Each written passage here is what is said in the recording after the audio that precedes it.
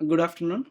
ఈరోజు మనతో పాటు doctor Mahesh consultant ENT surgeon KIMS hospital నుండి మన ముందున్నారు. చాలామంది ఎక్కువ మంది తలనొప్పి అంటారు. లేదంటే కళ్ళు తిరుగుతున్నాయని అంటారు. సో, ఇలాంటి వాటి గురించి ఈఎన్‌టీస్‌ని కన్సల్ట్ చేస్తూ ఉంటారు. కన్సల్ట్ చేసినప్పుడు సైనస్ అనో, సర్జరీ అవసరం ఉందనో చెప్తూ ఉంటారు.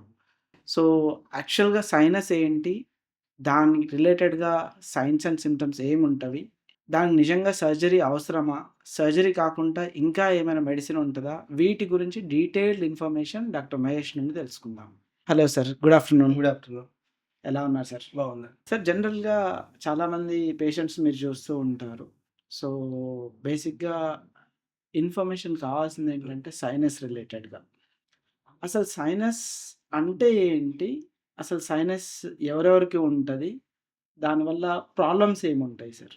సైనస్ అంటే ఎయిర్ చాంబర్. సో, మన స్కల్‌లో ముక్కు పక్కన, ముక్కు పైన, ముక్కు వెనకాల ఎయిర్ చాంబర్స్ అనేవి అందరికీ ఉంటాయి. అందరికీ ఆ! ఉంటదది. సో, సైనస్ అందుకే చాలామంది ఓపిక రాగానే కూర్చొని, "సార్ నాకు సైనస్ ఉంది" అంటారు. నేను చెప్తాను, "ఆ సైనస్ అందరికీ ఉంటుందమ్మా. హ్మ్. నీ కంప్లెయింట్స్ ఏంటో చెప్పు. సైనసైటిస్ ఉందా లేదా అనేది నేను చెప్తాను" అన్నట్టు చెప్తాను. ఆ! సో, సైనస్ కాదు సైనసైటిస్. ఆ! Sinusitis. Okay. Okay. Sinusitis. So, okay. ఆ సైనస్‌లో ఇన్ఫెక్షన్ ఉండడాన్ని సైనసైటిస్ అంటాం. ఓకే. హ్మ్. సో, ఇప్పుడు సైనసైటిస్ ఉన్నప్పుడు సింప్టమ్స్ ఏముంటది సార్ జనరల్‌గా? ఏ కంప్లెయింట్‌తోనొస్తారు మీ దగ్గరికి? సైనసైటిస్‌ని మనం 2గా డివైడ్ చేయొచ్చు. ఒకటి acute sinusitis and chronic sinusitis. Okay. Acute sinusitis అంటే మామూలు జలుబయినప్పుడు ఆ ముక్కుతో పాటు పక్కన ఉన్న సైనస్‌లు గూడా ఇన్ఫెక్ట్ అవుతాయి. ఓకే.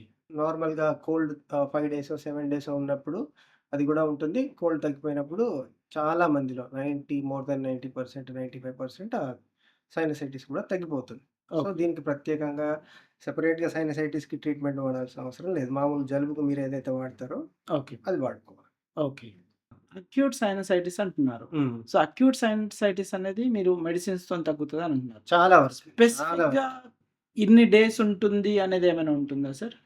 ఇన్ని డేస్ ఉంటే అక్యూట్ సైనసైటిస్ అని, ఓహ్! లేకపోతే డేస్ పెరిగితే అది క్రానిక్ అని అలా స్పెసిఫిక్‌గా ఏమన్నా హ్మ్. ఉంటుందా? 3 మంత్స్ వరకి గూడా అక్యూట్ అనే చెప్పొచ్చు. 3 మంత్స్ ఆ! వరకు.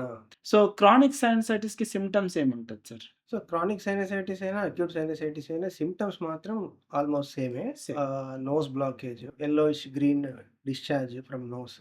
ఓకే. తర్వాత ఫౌల్ స్మెల్లింగ్ ఇన్ నోస్, హుహు. ఫేషియల్ పెయిన్ అంటాం. So, okay. ఇవన్నీ పెయిన్ రావడం. హోర్స్ నేసల్ డ్రిప్ అంటే ముక్కులోంచి గొంతులోకి ఫ్లమ్ ఎళ్తుంది. మళ్ళీ అది గొంతులో నుంచి బయటకొస్తుంది. ఓకే. హోర్స్ నేసల్ డ్రిప్ ఇవన్నీ గూడా సైనసైటిస్ క్లాసికల్ ఫీచర్స్. ఓకే. ఇవి మీరు చెప్పిన సింప్టమ్స్ ఏదైతే ఉన్నాయో, అలర్జీతో గూడా ఉండే ఛాన్సెస్ ఉంటుందా? అలర్జీతో సింప్టమ్స్ కొంచెం డిఫరెంట్‌గా ఉంటాయి. టిపికల్‌గా పేషెంటే క్లియర్‌గా హిస్టరీ ఇస్తారు. నేను మార్నింగ్ బెడ్ నుంచి లేవడమే తుమ్ముతూ లేవగానే తుమ్ములొస్తున్నాయి. ఒక 10 తుమ్ములొస్తున్నాయి. తర్వాత కంటిన్యూయస్ వాటర్ కారుతూ ఉంది ముక్కు నుండి. సో, ఎప్పుడైనా నేనేదైనా దేనికైనా ఎక్స్‌పోజ్ అయినప్పుడు హౌస్ డస్ట్‌కి గానీ, లేపోతే వంటింట్లో ఏదైనా చేస్తున్నప్పుడు ఎక్స్‌పోజ్ అయినా, లేపోతే ఏదైనా ఘాటు స్మెల్‌కి ఎక్స్‌పోజ్ అయినా వెంటనే తుమ్ములొస్తున్నాయి. కళ్ళన్నీ రెడ్‌గా అవుతున్నాయి. ముక్కులోంచి, కళ్ళలోంచి వాటర్ గారుతున్నాయి. ఇది typical allergy allergy history. Condition. Allergy okay. History. సైనసైటిస్‌కి మరి కాజెస్ ఏముంటుంది సార్? ఎందుకు ఉంటుంది? కొన్ని అనాటమికల్ రీజన్స్ కొన్ని చెప్తాం. ఎందుకంటే ముక్కులో నాసల్ సెప్టమ్ అంటాం. So, okay. అది ఒకవైపు బాగా బెండ్ అయ్యి ఉందనుకోండి. డీవియేట్ అయిపోయి. అటువైపు వెంటిలేషన్ ఉండదు. So, okay. ఎప్పుడైతే అటువైపు వెంటిలేషన్ ఉండదో, అటువైపు ఉన్న సైనస్‌లు ఇన్ఫెక్ట్ అయ్యే ఛాన్స్ ఎక్కువ. ఎందుకంటే ఓకే. ప్రాపర్ వెంటిలేషన్ లేదు కాబట్టి. సో, ఒక్కోసారి ముక్కులో టర్బినేట్స్ అని ఉంటాయి. అవి హ్మ్. బాగా ఎక్కువగా వాచిపోయి అగైన్ వెంటిలేషన్ తగ్గిపోవడం వల్ల సైనస్ ఎఫెక్ట్ అవుతూ ఉంటుంది. అలర్జీ గూడా. అలర్జీ మరీ ఎక్కువయ్యి ముక్కులో పాలిప్స్ లాంటివి ఫార్మ్ అయినప్పుడు, ఈ పాలిప్స్ కూడా ఆహ్, సైనస్ వెంటిలేషన్‌ని తగ్గిస్తాయి. సో, అలాంటి సందర్భాల్లో మళ్ళీ సైనసైటిస్ ఫార్మ్ అయ్యే అవకాశం ఉంటుంది. సో, ఇప్పుడు మీరు అక్యూట్ అన్నారు, క్రానిక్ అన్నారు. సో, ఇప్పుడు సైనస్ అనేది స్టార్ట్ అయినప్పుడు జనరల్‌గా అక్యూట్ నుండి స్టార్ట్ అవుతది. అవును. అవును. సో, అక్యూట్ నుండి స్టార్ట్ అయినప్పుడు వీటికి మెడిసిన్ దాకా డాక్టర్ దగ్గరికి రాకుండా హోమ్ రెమెడీస్ ఏమైనా ఉంటాయా?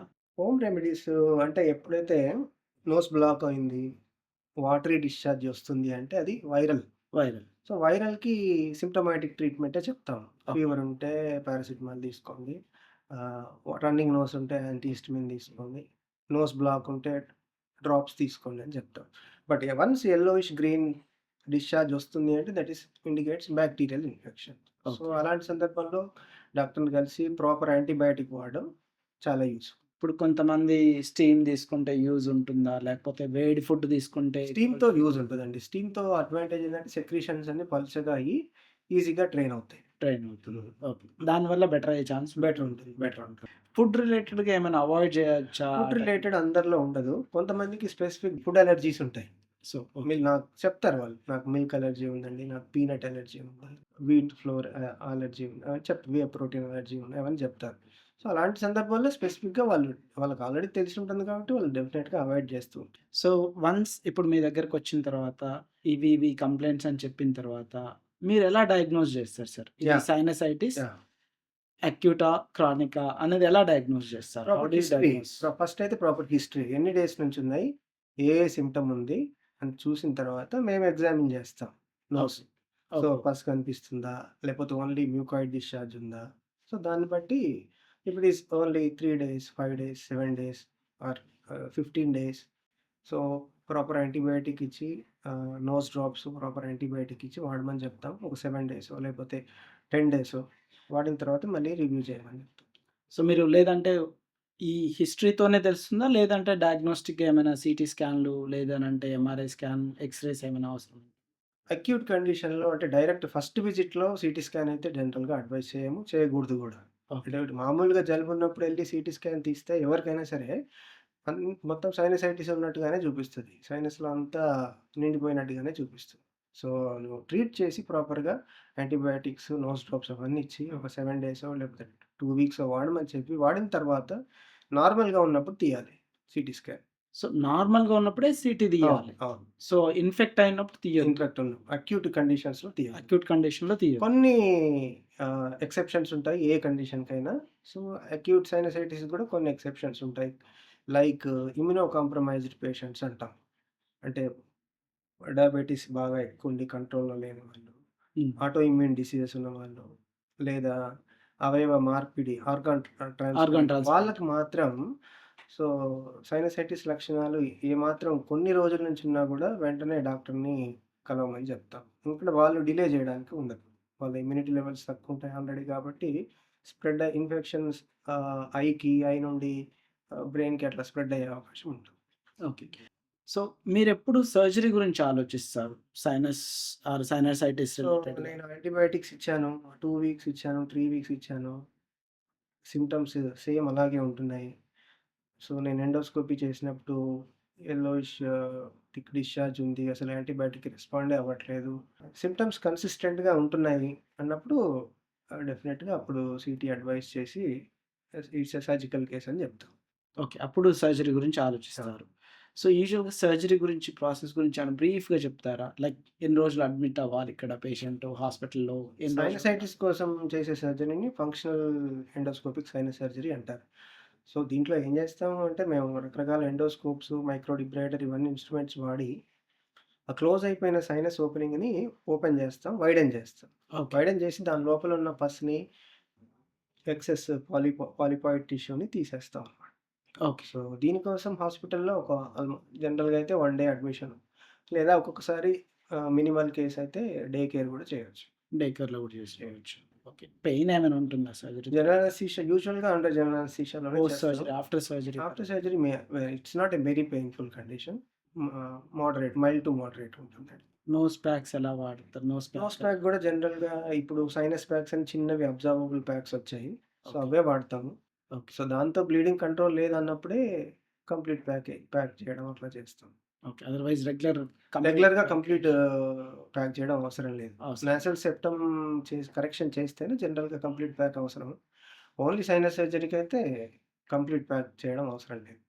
జనరల్‌గా నేను చూసిందేంటి అనంటే, నేను చాలామంది ఈఎన్‌టీస్‌ని చూస్తూ ఉంటాను ప్రాక్టీస్‌లో. నాకు తెలిసినంత వరకు డీఎన్ఎస్ అనేది మోర్ కామన్. డీవియేటెడ్ నేసల్ అవును. సెప్టమ్ అవును. చాలా కామన్‌గా చాలా ఉంటది. కామన్ ఉంటుంది. అవును. 100 మందిలో చూసుకుంటే అట్‌లీస్ట్ ఒక 40, 50 మెంబర్స్‌లో ఉంటుంది. ఉంటది. ఉంటుంది. ఎక్కువనే డీవియేటెడ్ నేసల్ ఉంటుంది. సెప్టమ్ ఉంటుంది. అనేది. ఆ!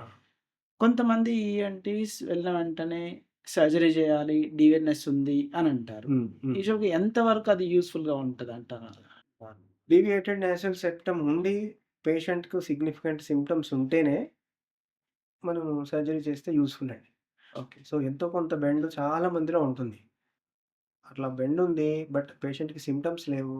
దానివల్ల సైనసైటిస్ లక్షణాలు ఏమీ లేవు అన్నప్పుడు అసలు no use. No no use. Use. Surgery చేసిన తర్వాత పోస్ట్ సర్జరీ స్ప్రేస్ కానివ్వండి, ఇలాంటివి రెగ్యులర్‌గా వాడాలా పేషెంట్? సైనసైటిస్‌కి ఒక ఇదేంటంటే సర్జరీ ఎంత ముఖ్యమో పోస్ట్ ఆప్ కేర్ గూడా అంతే ముఖ్యం.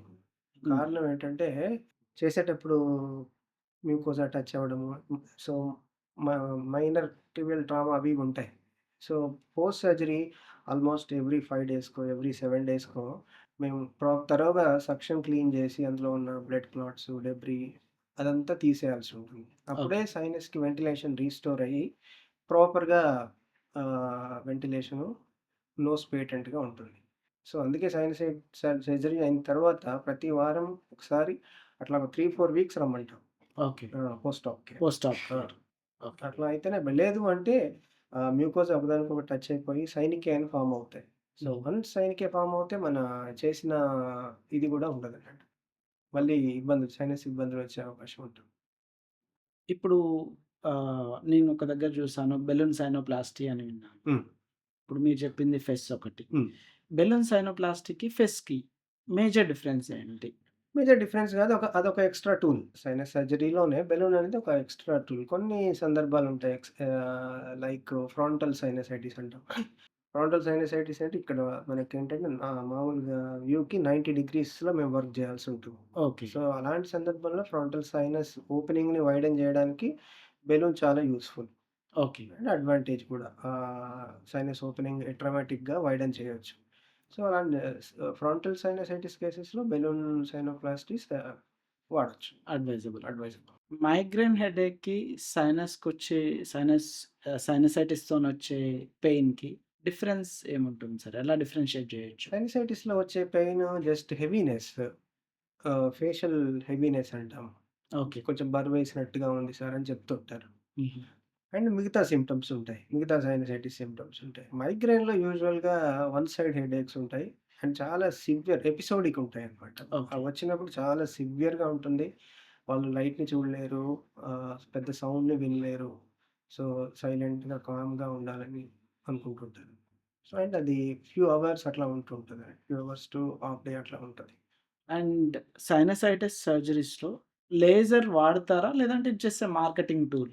లేజర్ యూజ్ చేస్తాము, బ్లడ్ లాస్ ఉండదు ఆ టైప్‌లో ఏమైనా? సైనసైటిస్ సర్జరీలో కోబ్లేటర్ కొన్ని సందర్భాల్లో వాడతాం. But okay. Laser eye don't think so. పెద్దగా లేజర్ వాడేదైతే అవసరం.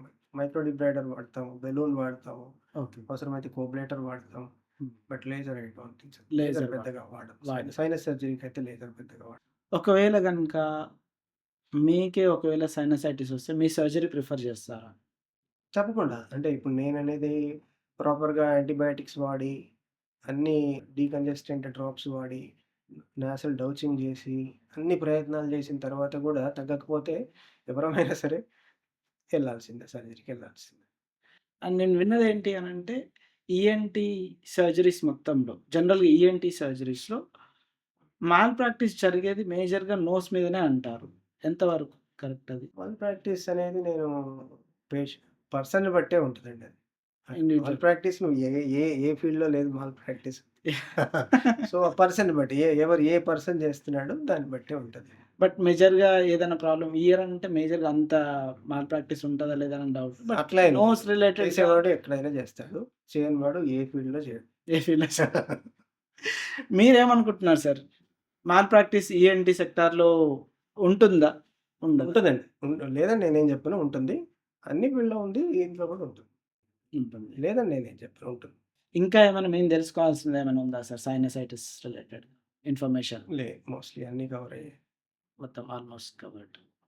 Thank you sir.